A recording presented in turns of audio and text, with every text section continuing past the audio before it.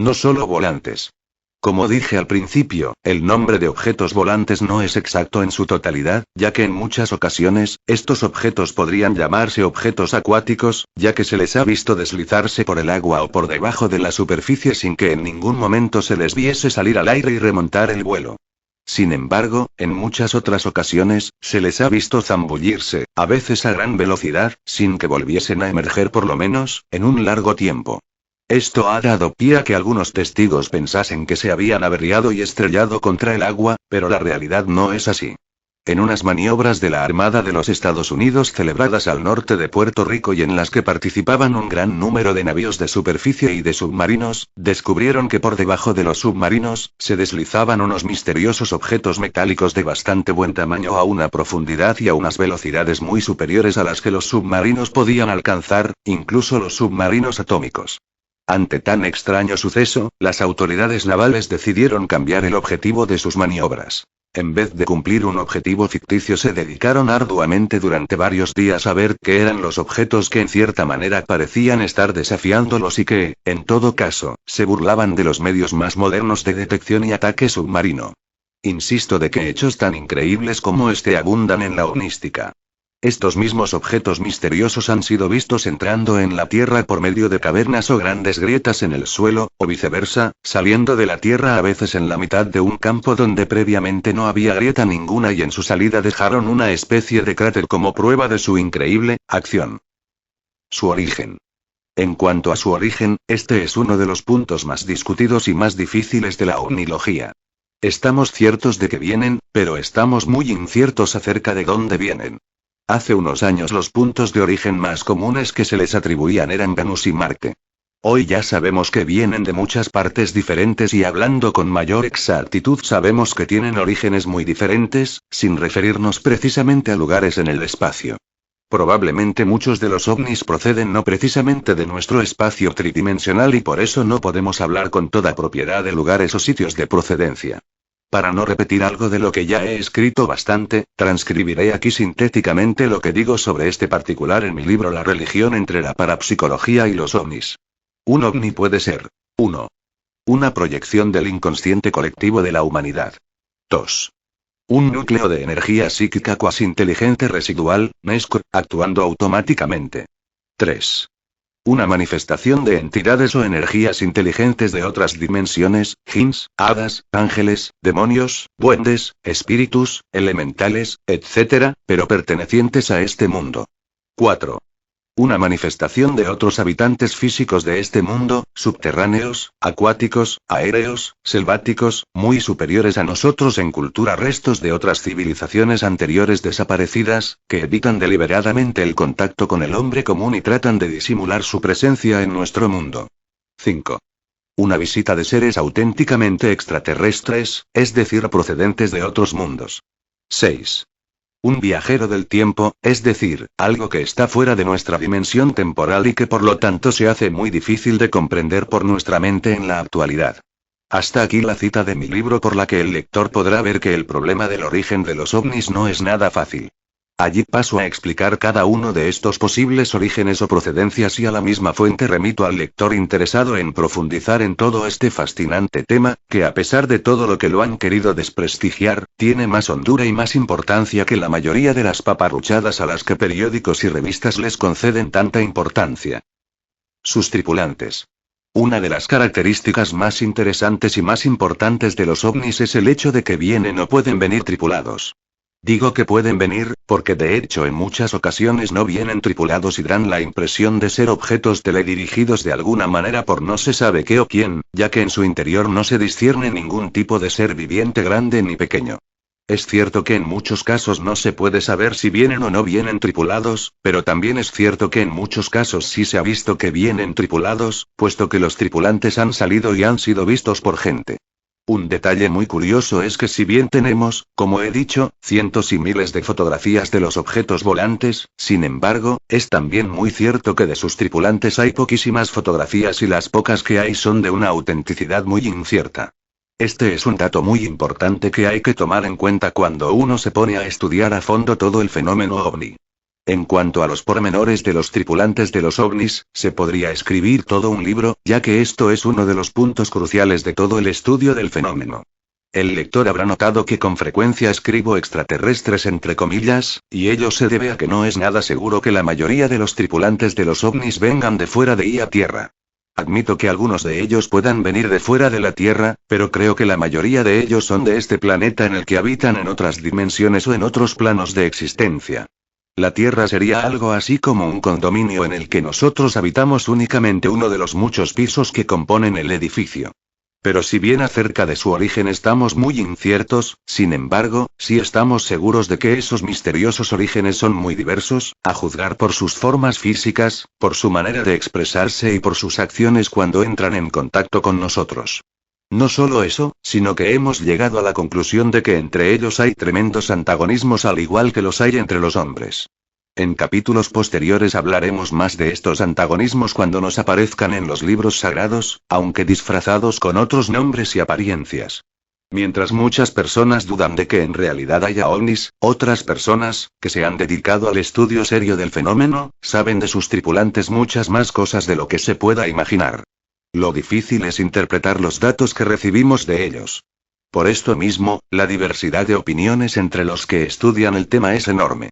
Hay cosas en las que poco a poco se han ido unificando los criterios, como por ejemplo la apariencia física de los ovninautas. Al principio se hacían divisiones un poco ingenuas dividiéndolos en 2 o 3 tamaños y apariencias concretas. Pero al paso de los años, se ha ido viendo qué sucede con sus formas físicas, con su tipo, sus facciones, su color, lo mismo que pasa con los objetos en que vienen. Que hay cuantos tipos uno se pueda imaginar. Es cierto que se pueden hacer unas divisiones genéricas, pero estas divisiones permitirán un sinnúmero de variantes que harán prácticamente infinito el número de tipos de ovninautas. Los 2 tipos más corrientes de tripulantes son el de individuos rubios, más bien altos, de pelo hasta los hombros, de piel muy blanca o muy tersa y vestidos con trajes muy ceñidos al cuerpo y de apariencia metálica, y, por otra parte, el de los tipos pequeños como de 1,50 m de altura, con cabeza muy voluminosa, facciones parecidas a las humanas pero más como de muñecos o con alguna deformación en sus rasgos faciales y también vestidos con trajes pegados al cuerpo.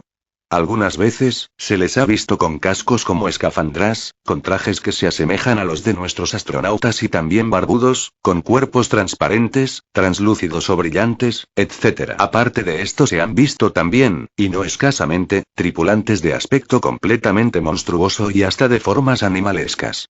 En cuanto a su inteligencia o falta de ella, también es otro tema de gran importancia al que me referiré más a fondo en los capítulos últimos ya que en realidad ello constituye la médula de este libro. Saber qué hay en la mente de altas entidades que se nos presentan de manera tan misteriosa y al mismo tiempo tan variada, y tratar de descubrir cuáles son sus intenciones. Por el momento únicamente diré que al igual que en las formas, tanto de los vehículos como de sus tripulantes, sus inteligencias y sus intenciones varían enormemente. Esto lo podemos deducir de su manera de actuar, ya que mientras unos proceden y actúan como si realmente fuesen seres superiores, otros se portan todo lo contrario y no solo causan daños a las personas con las que se relacionan, sino que actúan torpemente como si su inteligencia fuese muy inferior a la nuestra. Esto ha llevado a algún investigador a decir que tienen inteligencia animal ya que sus impulsos y reacciones se parecen más bien a las de un perro o a las de un hombre de una tribu primitiva. En algún caso, como ya he indicado anteriormente, dan la impresión de ser un mero robot, no solo por su manera de actuar sino también por sus formas y por sus movimientos. En este caso habría que descubrir cuál es la inteligencia que maneja a este robot. El lector, por muy incrédulo que sea, no puede menos de estar de acuerdo conmigo en que si todo esto fuera cierto, entonces estaríamos ante algo enormemente interesante. Pues bien, amigo lector, todo esto es cierto. No porque lo afirme yo, después de haberlo estudiado a fondo durante bastantes años, sino porque miles de personas en todo el mundo, entre los que se encuentran hombres de una gran cultura, están convencidos de que el fenómeno ovni es cierto, a pesar de las aparentes contradicciones con las que se nos presenta y a pesar de las objeciones que la ciencia oficial tiene contra la admisión de su realidad. Precisamente esas contradicciones y esas dificultades son una clave para que vayamos cayendo en la cuenta de que estamos ante algo que en cierta manera supera la capacidad de comprensión de la mente humana y que probablemente constituye el reto más grande que en este momento tiene ante sí la inteligencia de los hombres. En tiempos pasados la humanidad, menos capacitada, veía los mismos fenómenos y se limitaba a temerlos o a adorarlos. Hoy ya vamos estando en disposición de estudiarlos y de someterlos a juicio. 2. ¿Qué es un contacto? Como a lo largo del libro saldrá muchas veces la palabra contacto, o contactado, será conveniente que profundicemos en el significado de esta palabra en omnística, haciendo la aclaración de que en este capítulo hablaremos más bien de lo que es un contacto individual, y en el capítulo correspondiente aplicaremos este término a Israel como pueblo. Como expliqué en el capítulo anterior, por contactado en ovnilogía se entiende una persona que no solo ha visto un ovni o ha estado cerca de él, sino que además ha tenido algún tipo de contacto mental o, dicho en otras palabras, se ha comunicado con ellos en una u otra manera. El número de estos contactados es mucho más abundante de lo que la gente piensa, pero hay que tener muy en cuenta que muchos de los que se dicen contactos, únicamente son alucinados. Individuos con personalidades psicopáticas que lo que hacen al decir que son contactos, en muchas ocasiones muy de buena fe, es desahogar sus complejos, sus presiones y sus problemas psíquicos, proyectándolos al exterior en forma de entrevistas con extraterrestres o con seres de otras dimensiones.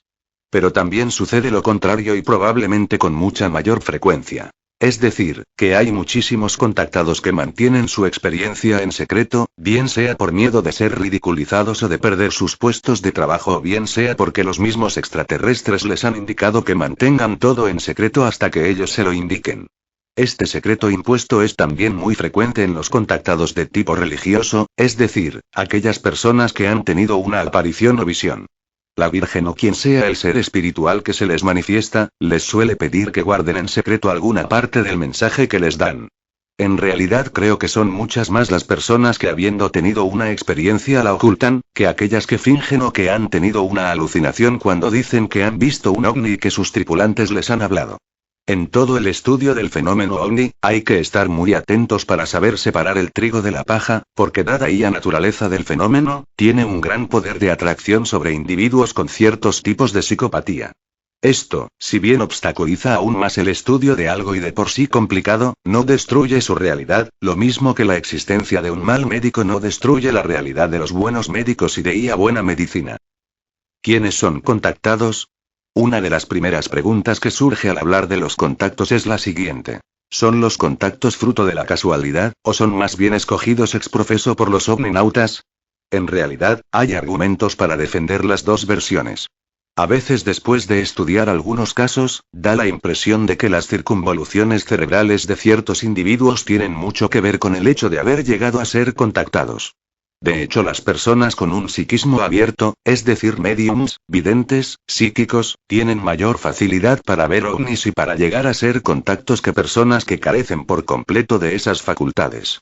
Por lo tanto, puede ser que aquellos que van a ser contactos, ya nacen con un determinado tipo de psiquismo que los habilita para que en determinado momento, si se dan ciertas circunstancias, lleguen a tener la experiencia. Corrobora esta posición el hecho de que en muchas ocasiones, hallándose varias personas ante un fenómeno de naturaleza ovnística, algunos de los presentes ven al ovni y otros, en cambio, no lo ven, quedando descartada, por otro lado, la posibilidad de una alucinación por parte de los que lo ven, al haber producido el ovni, aunque invisible para algunos, un cierto efecto que es susceptible de comprobación por todo el mundo.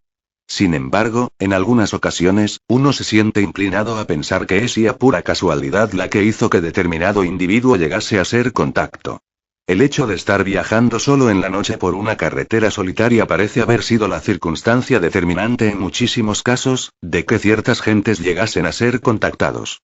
Vieron una luz que los seguía, al principio únicamente del tamaño de una estrella grande, que se fue acercando poco a poco hasta hacerse del tamaño de la luna. Cuando los que viajaban en el automóvil se habían percatado ya perfectamente de la presencia de la luz extraña que los seguía, y cuando frecuentemente estaban llenos de pavor, sin saber qué hacer, trataron de acelerar el automóvil, pero el objeto los seguía siempre. A veces las luces y toda la parte eléctrica empieza a fallar, con la consiguiente pérdida de aceleración o a veces sencillamente al doblar una curva, vieron el objeto posado en la mitad de la carretera, perdiendo desde aquel momento la noción del tiempo hasta que de nuevo volvieron a tomar conciencia de dónde estaban. Cuando miran sus relojes comprueban que habían transcurrido varias horas, sin saber exactamente lo que en ellas había sucedido. Solo bajo hipnosis profunda son capaces de recordar lo que pasó en ese tiempo. A partir de ese momento, ya sus mentes quedan contactadas y los contactos futuros se hacen no de una manera tan aparatosa sino mucho más privada. A veces los tripulantes del automóvil se acuerdan perfectamente de lo que pasó durante esas 2 o 3 horas, aunque con mucha frecuencia el tiempo real o humano transcurrido no está de acuerdo con el tiempo transcurrido en las mentes de los que pasaron por esa experiencia.